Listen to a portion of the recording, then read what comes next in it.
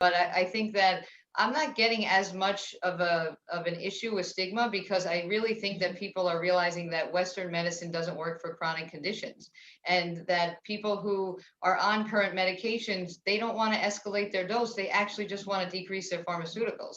Mm. So, cannabis being so non-toxic, and being a pain doctor, it doesn't really intimidate me, because considering I'm prescribing opioids anyway, I'm trying to really get people off of these medications. So I don't, at this point, I don't have such an issue with stigma. I think that a lot of people are wondering where this is going, and if, Florida becomes an adult use state, what's going to happen there.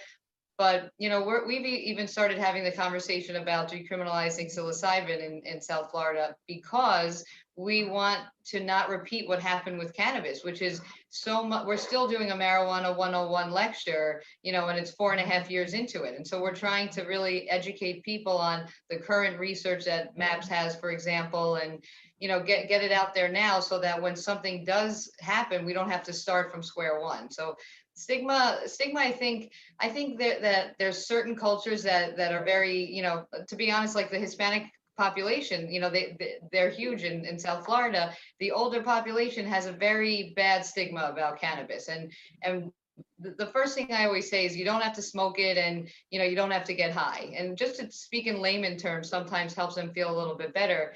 But a lot of times they're just so helpless that they just want hope, and that's why they're coming to me.